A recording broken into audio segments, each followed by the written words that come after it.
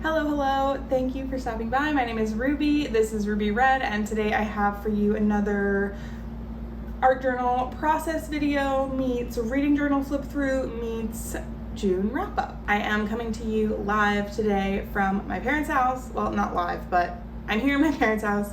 I was visiting family for the last couple of days. I had a wedding to attend, so that was really fun and beautiful, and it was great to see, the fam.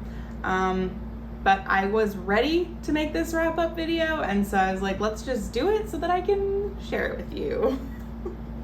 This was so well received last month. I really appreciated all of the kind words and encouragement that you guys left for me in the comments, so we're back. We're doing it again. In this video, I'm going to just show you some of the drawings that I did this month and talk about all of the books that I read and how I felt about them. And as always, my Goodreads is linked down below. I do keep it pretty up to date, so you can get some previews for next month. They may be more or less concise than what you are about to witness. And I also want to say thank you again to the artist Katie Mai. Her channel and her website are going to be linked down below. She is the one who inspired me to start this reading art journal in the first place. Hers are stylistically a lot more cohesive, but I definitely would not be doing this if I hadn't seen her videos of her own reading journal. All right, that's enough of an intro. Let's get into my reading journal. 9 Perfect Strangers by Leanne Moriarty. This is the first book I read in June, and I talk a bit about it in my 24-hour readathon video. The book follows 9 people, 9 perfect strangers, who are all at a wellness retreat together in the Australian bush. And they all have their own reasons for needing some wellness, and they all have their own ideas about what they're going to find there. The mystery element in this book wasn't super overt, except that nothing about the retreat is very clear. The methods are a bit alternative and a bit opaque. There are tensions between the staff, including the deified leader, Masha, as well as between all of the guests. Leanne writes such funny and fun characters. She brings each one of the strangers right off the page, and the mystery of Tranquillum House unfolds from each of their unique perspectives. I was laughing out loud, and I was on the edge of my seat. What more can I say? I did also watch the adaptation, which was fine, but not amazing. And it told a similar story, but not the same one as the book, and definitely not in the same way. So for my journal here, I just wanted to draw an unspecified Australian landscape, and I did draw this just from a reference photo. 4 stars. One of the Girls by Lucy Clark. This is a book that I received as an ARC from NetGalley. It's about a group of girls going to a bachelorette party at this semi-isolated villa in Greece. Love that. But all the girls know the bride-to-be from a different point in her life, so there are a lot of clashing stories about who she is.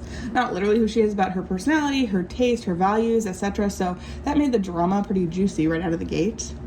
Also, straight away in this book, you know that somebody is going to die or something violent is going to happen, and so you spend the whole book trying to figure out who it's going to be, what's going to happen, all while everyone's baggage is being slowly unpacked for your perusal. The overall tone of this was really fun. It worked for me, but some of the motivations got a little bit muddled, especially after some of the big reveals at the end. That new and shocking info made some of the previous reactions and interactions no longer make sense. So that's always a little frustrating to me, but it really was a pretty fun summer thriller, and I just picked one plot device to use in my journal, this rowboat, and I had some fun doing a little mixed media moment. I gave this book 4 stars. Weapons of Math Destruction by Kathy O'Neill. This is a book about data science and algorithms. The author explores the way that algorithms can be used by governments, by schools, by employers to discriminate. And because they've used scientific algorithms, they think they're not discriminating, they're just being fair. But there were a couple of interesting moments in this book, but overall, I found it to be kind of forgettable. Maybe because a lot of the examples that she was explaining are things that I already felt pretty well informed about. For example, the algorithms used to promote or fire teachers, algorithms used to screen applicants for jobs that flag mentally ill applicants, algorithms used by banks to adjust mortgages and approve loans, stop and search policies by police, which are just codified racial profiling. So if any of that is something you haven't heard about and are interested in, you will learn about it in this book. But personally, I didn't feel like I learned very much new info from this. I just used the colors from the cover as my general inspiration for this spread and did some little doodles. I actually kind of hate this color combo though in hindsight. 3 stars.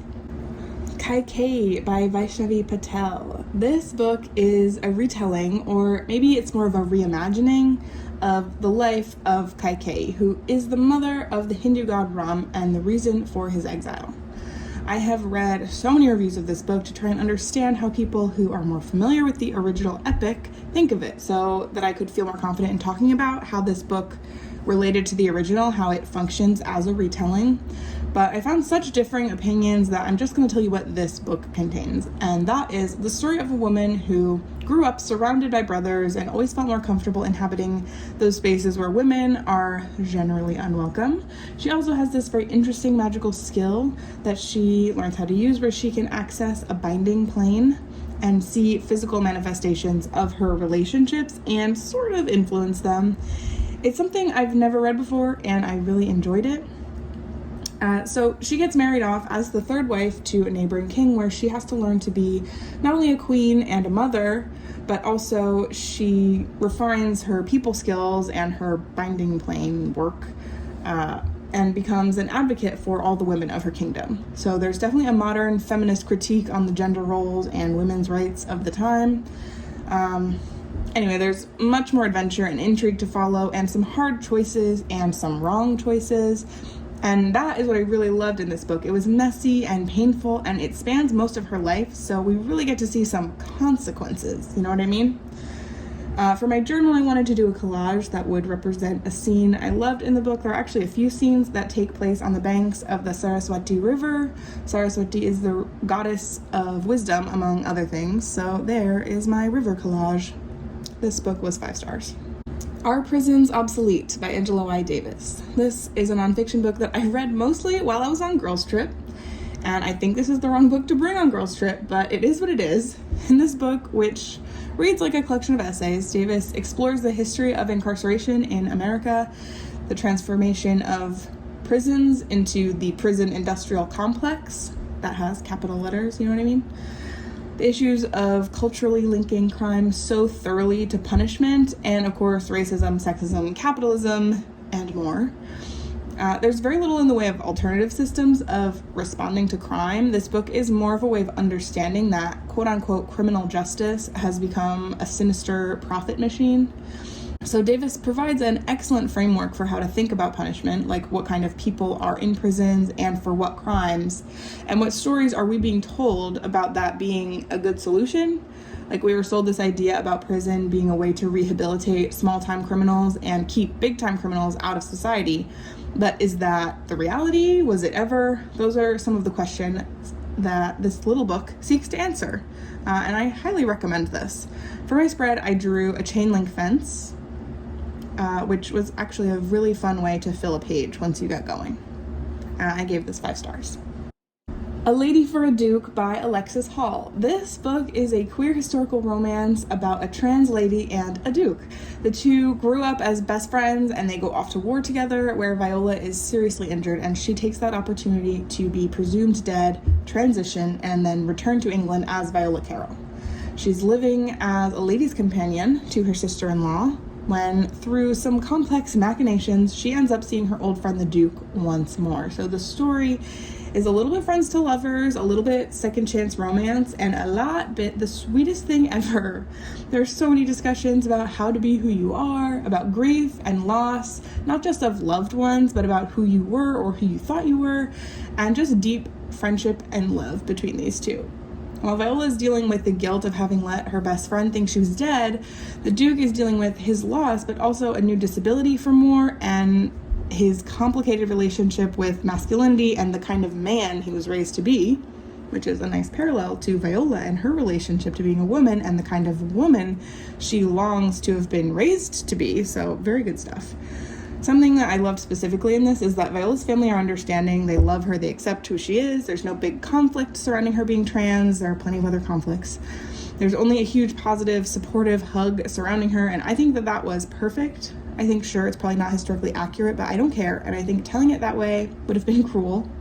There's plenty of plot and grief and anguish in this book that does not need to come on a historically accurate bigotry platter. There's a little spicy scene in this. There are also a bunch of queer side characters, which I love, love, love. And for my journal, I'm on the one hand, I was tired, and I wanted to capture the dress styles of that time period. I love this era silhouette, so I just made it into a little framed art piece, and I decorated the title page elaborately, I guess. Anyway, I love this book, 5 stars. Lost Connections by Johann Hari. This is a book I've been slowly working my way through. It is a book that seeks to address some things that are missing from the overarching discussion of depression. Most of the focus seems to be on the biochemical causes, and comparatively little is paid to treating the psychological and social causes, according to Hari. So the book outlines 9-ish causes of depression and then offers 9-ish ways to approach treating those causes.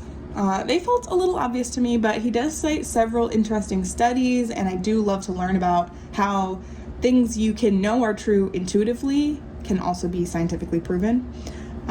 The causes that he outlines for anyone curious are as follows: disconnection from meaningful work, other people, meaningful values, childhood trauma, status and respect, the natural world, a hopeful future, and then there's also genes and brain changes. This was sometimes interesting, but Johann's personality shines a little too much for this book that I wanted to be a lot more scientific. His constant fat phobia and not totally resolved self-hatred were blatant and uncomfortable to read in a book about depression. Like, are you kidding me? And I'm just not really sure I believe him that nobody's talking about this, but I do agree that pharmaceutical companies are predatory and pushing the prescription route when there's definitely room for some people to be exploring other options, depending on circumstance, etc., etc. It's a complex issue, and I don't know that this book really allowed for all of the complexities, but I guess how could you? Whatever. For my journal, I tried to draw some neurons, but make it rainbow. And I thought this looked really good, but that cross-hatching background really hurt my hand. I gave this book 3 stars. Okay, now for a final flip through. We've got 7 more books down. This month, I had several nonfiction books that were really challenging for me. It was just a struggle to come up with concepts, but I think I got a lot better at being more free with my inspiration. And I relied a lot less heavily on quotes to be filling up the space.